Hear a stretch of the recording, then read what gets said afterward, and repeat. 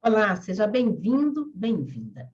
A tragédia que aconteceu em Capitólio, na região de Furnas, aqui em Minas Gerais, despertou muita comoção entre tantos moradores aqui do estado, como também do Brasil e até do mundo, e levantou uma polêmica que gira em torno da segurança no turismo geológico. Pode abrir bem lá, Daniel, desacelerar, beleza? Fica bem devagar. Estamos chegando aqui no local do incidente, onde ocorreu o desprendimento da rocha e vitimaram essas 10 pessoas. Nós já estamos aqui com o apoio da Marinha. Vamos fazer agora, nesse momento aqui, um mergulho inicial para avaliar a situação de local do momento. Nós temos aqui já a delimitação do incidente com boias de demarcação realizada aí pela Marinha. Essa aqui seria a nossa zona quente aí do incidente.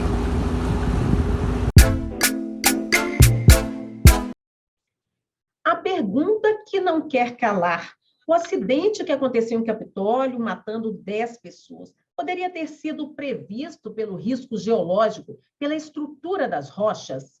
Olha lá, o volume de água dela está umas 10 vezes a mais. Muito mais. Pelo menos 20 vezes. O nosso barqueiro está falando que estão umas 20 vezes a mais.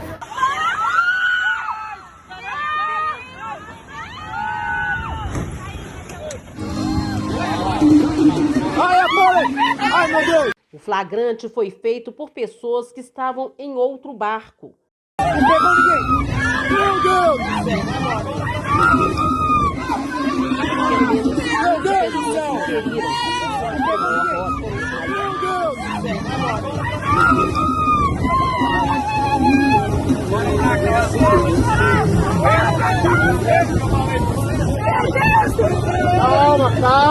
Calma!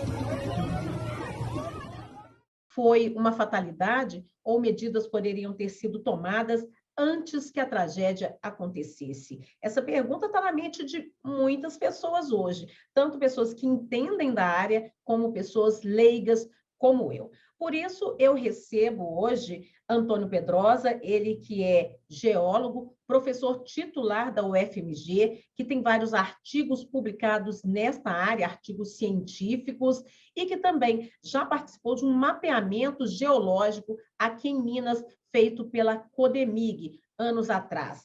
Antônio Pedrosa, seja bem-vindo. Explica para a gente, foi um acidente? Foi uma fatalidade? Poderia ter sido evitado? Qual que é a sua visão aí sobre o que aconteceu em Capitólio? Quando se envolve risco geológico, o que acontece é que é sempre necessário a gente fazer uma avaliação do que foi feito antes, do que tem sido feito, né? Em relação à atividade que existe na região, tá certo? Existem muitas regiões e situações parecidas que têm desabamentos de rochas, né? Frequentes e que não causam mal a ninguém, simplesmente porque não são áreas de intensa movimentação de pessoas, né? No caso específico, como se trata de uma área de turismo, teria sido interessante se esse monitoramento do risco geológico, né, viesse sendo feito ao longo dos anos, né? Mas o nosso país não é exceção. Existem muitos outros países no mundo, né, que não fazem esse tipo de monitoramento, assim como existem países que fazem monitoramento constante, né, e tomam ações constantes em relação ao risco geológico de situações as mais diversas, tá? Particularmente em locais de turismo que envolve, né, paisagens, né? Ou seja, o chamado geoturismo. Tá? Então, a região, né, particularmente a área dos cânions, ela é uma área naturalmente perigosa, porque a rocha, né, chamado quartzito Furnas, né, é uma rocha extremamente fraturada, tá certo? Apesar dela ser uma rocha muito dura, ela é uma rocha muito fraturada.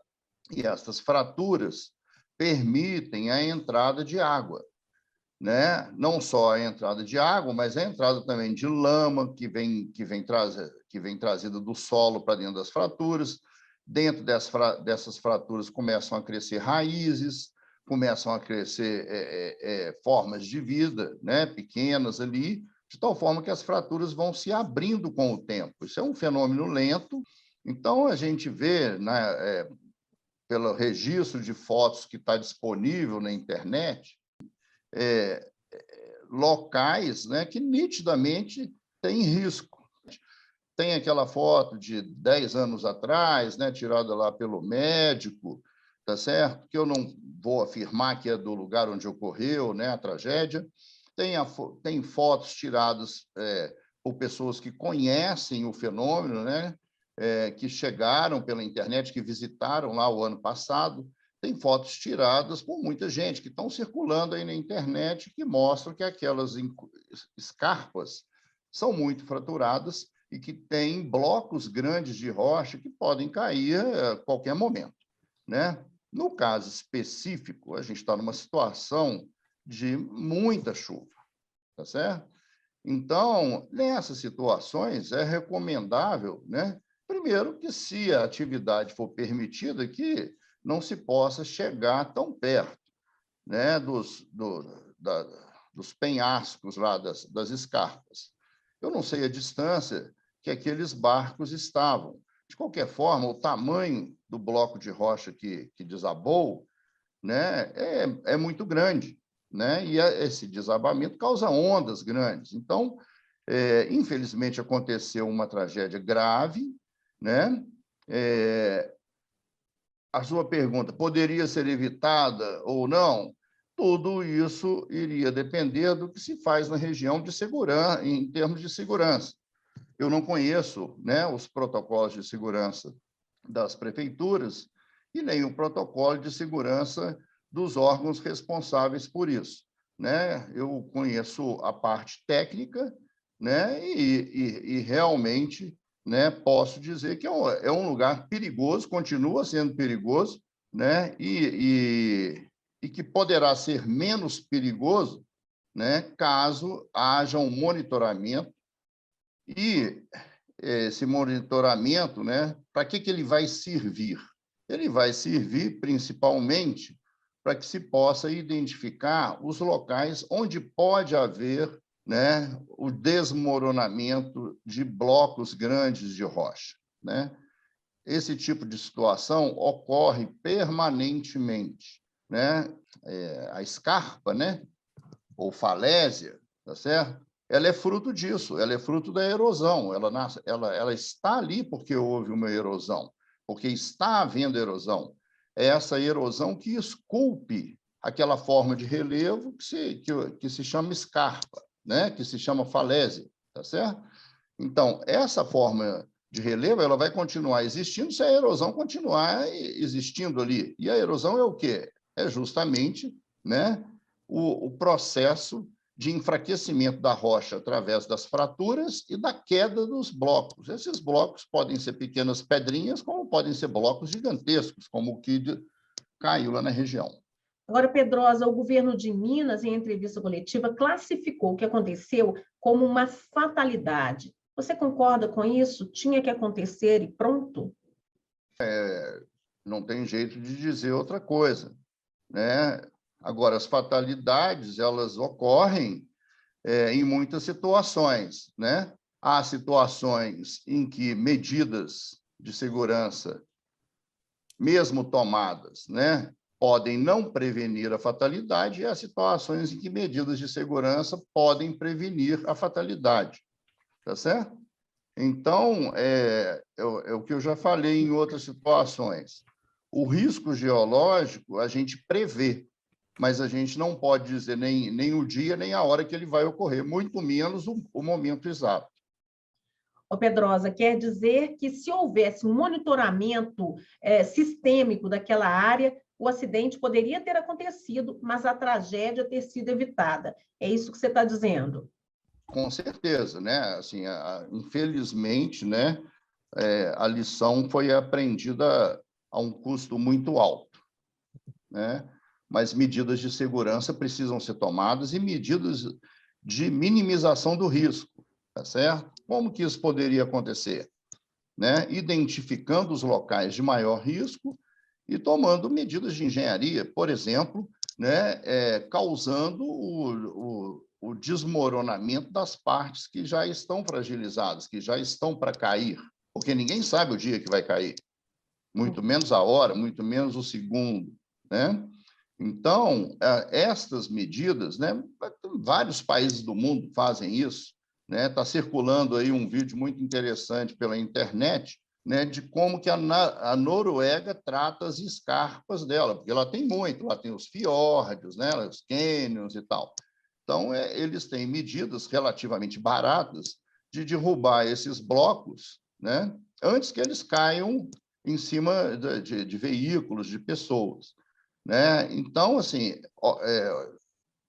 tem formas mais caras, que são as formas de contenção, mas que também podem descaracterizar o local, né?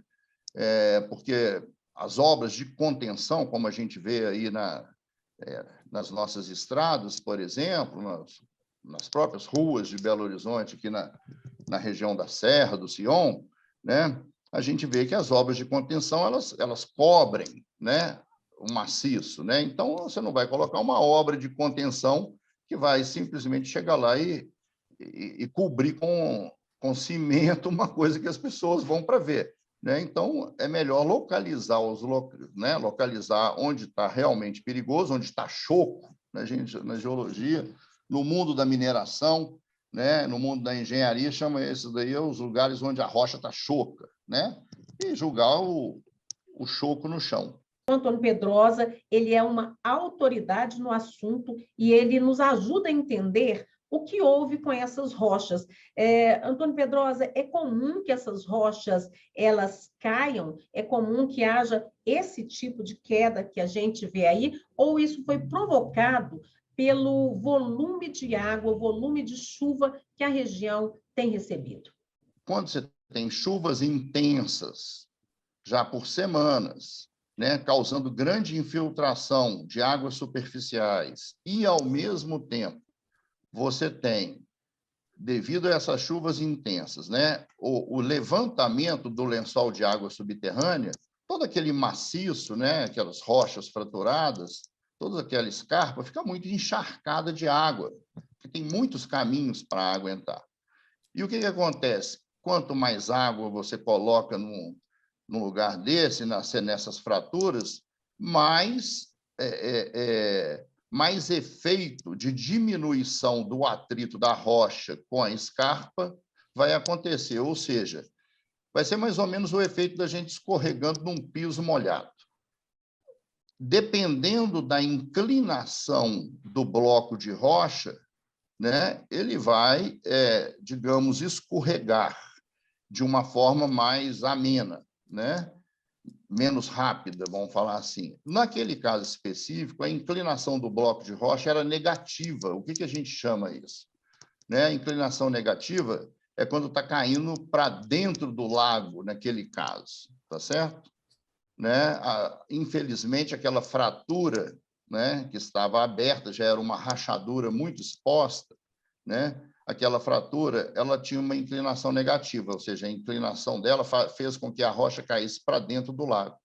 Senão, aquela rocha poderia até ter ficado lá segura mais um tempo, ter escorregado mais lentamente, né? Então, esse tipo de situação é que tem que ser identificado, né? Onde estão os grandes blocos, onde esses blocos têm inclinação negativa, aonde esses blocos estão com fraturas muito abertas, ou seja, rachaduras, né, que permitem muita entrada de água. Então, as chuvas, elas certamente ajudaram, mas elas não são estas chuvas exclusivamente que causaram aquilo. Isso é um efeito cumulativo ao longo de muitos e muitos anos. Chega numa hora que escorrega.